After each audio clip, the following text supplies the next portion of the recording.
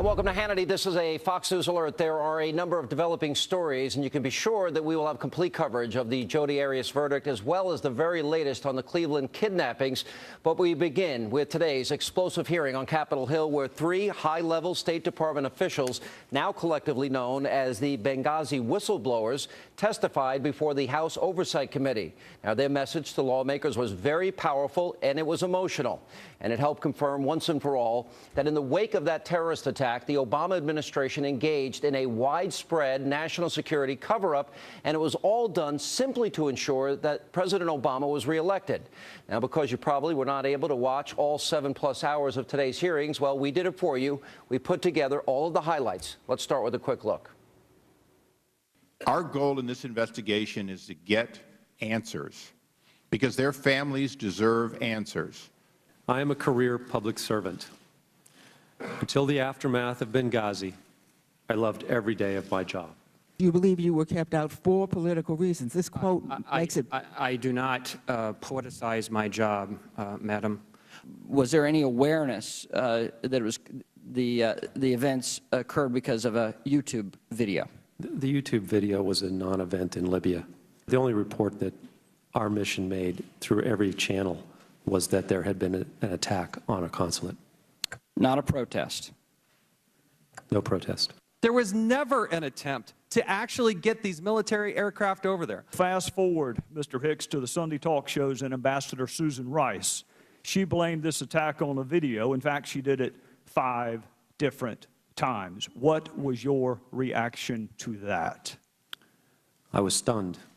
My jaw dropped, and I was embarrassed. Did she talk to you before she went on the 5 Sunday talk shows? No, sir. You were the highest-ranking official in Libya at the time, correct? Yes, sir. And she did not bother to have a conversation with you before she went on national television? No, sir. When Ambassador Stevens talked to you, perhaps minutes before he died, as a dying declaration, what precisely did he say to you? He said, Greg, we're under attack. Did he mention one word about a protest or a demonstration? No, sir, he did not. At about 3 a.m., I received a call from the Prime Minister of Libya. I think it's the saddest phone call I've ever had in my life. He told me that Ambassador Stevens had passed away. Incredible testimony. Now, earlier, the White House was asked to react to today's hearing. Let's take a look at this. It is our view, and it is a simple fact, that from the early hours of the attack, there have been attempts by the Republicans to politicize what was a tragic attack on our facility in Benghazi that led to the deaths of 4 Americans, including our ambassador to Libya. And joining me now to respond to those charges, the 2 men who were on hand for today's bombshell testimony from the House Oversight Committee, Congressman Jason Chaffetz and Congressman Trey Gowdy. Gentlemen, welcome to the program. I got to be honest, this was riveting, compelling, at times spellbinding. It was, these guys were credible, believable. Congressman Chaffetz, let me start with you. There's 3 components here. We know that they were denied the additional security they requested. That's number 1. Yeah. Number 2, we learned from the people there that YouTube was a non-event issue here. There was no protest, no spontaneous protest, and that was the spin that we got after.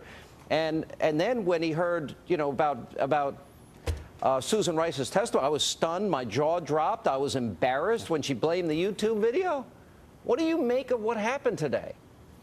You know, we had 3 people who did a very difficult thing, but a very honorable and patriotic thing is they stepped up. These aren't political appointees. These are people that have a combined service of nearly 75 years, foreign service, Marine Corps, all types of service, and they stepped up and they told the truth. And that's what makes the White House so nervous. That's what has a lot of people running. And when he says his jaw dropped, there are a lot of ramifications for telling these lies.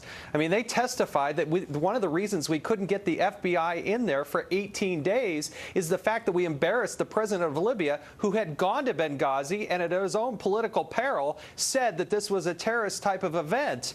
And yet Susan Rice undercut that and diminished that, and it impeded our ability to catch the terrorists who did this. They're still on the run, and there are still 4 dead Americans who don't have the truth about what really happened. So, Congressman Gowdy, what are the American people? What are they to conclude here? You had a great line of questioning here. They never talked to Mr. Hicks before they went on these shows. We know that the talking points originally got it right before they got it wrong, that they were altered. I mean, do you believe that the American people were purposely deceived and lied to cover up something before an election?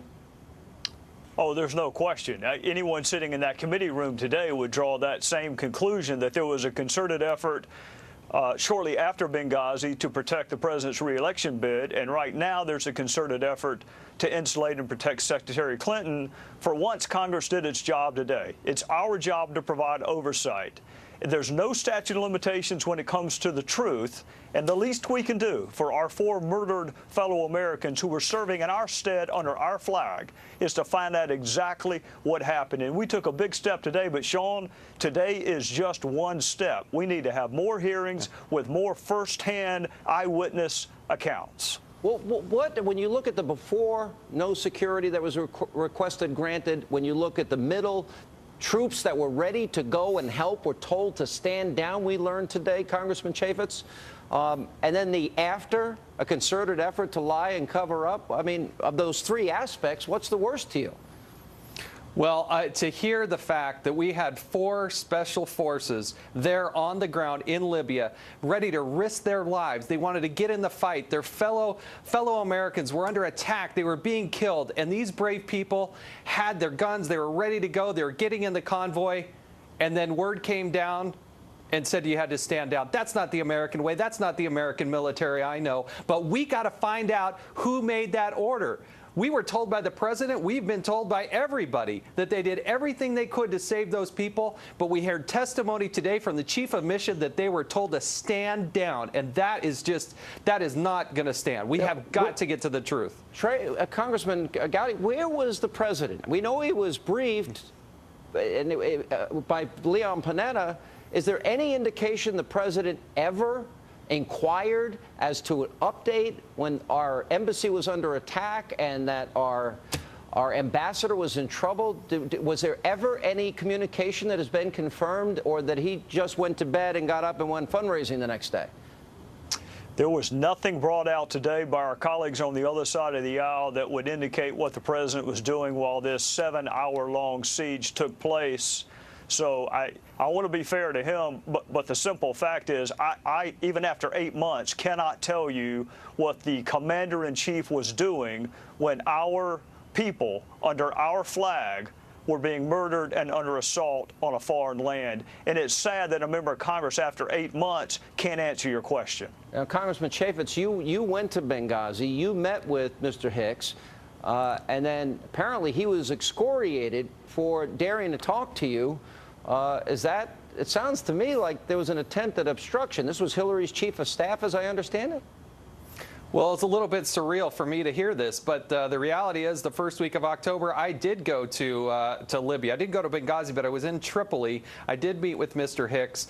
And we heard testimony that Mr. Hicks was coached ahead of time to not allow me to speak to 3 individuals there, including Mr. Hicks, that the State Department had sent along a babysitter, a reminder to listen and take notes of everything I did, that this person, that Mr. Hicks, was then chastised by Hillary Clinton's chief of staff. And they demanded to know what was said to you, I guess, to cover their story or to merge their stories? I mean, the idea that a member of Congress trying to seek out the truth and they're being told not to allow that member of Congress to have an individual conversation, I mean, that's pretty stunning. One last question, and I'll throw it out to both of you. Do you see any obstruction issues, any potential criminal issues in all of this? Well, I'll take that only because I'm a former prosecutor. I think it's too early, and again, it's embarrassing to say that after 8 months.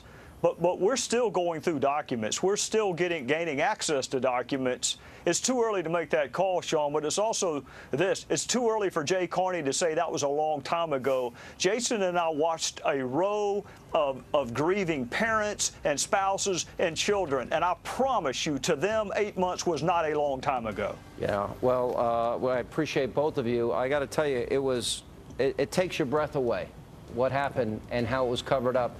And I hope you both will continue to get to the bottom of it. Thank you both. Thanks, Sean. Thank you.